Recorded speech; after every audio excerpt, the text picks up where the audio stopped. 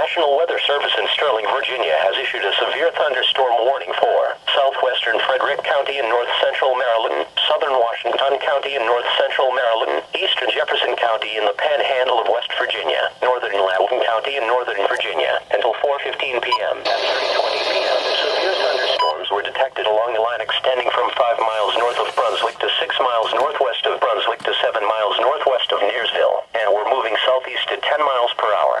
This line of storms is capable of producing damaging winds in excess of 60 miles per hour. Locations impacted include Brunswick, north of Rocks. This is a dangerous line of storms. If you are in its path, move indoors to a sturdy building and stay away from windows. When it is safe to do so, report severe weather to local law enforcement or to the National Weather Service.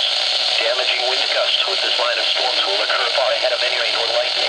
Do not wait for the sound of thunder before taking shelter. Move indoors to a sturdy building and stay away from windows.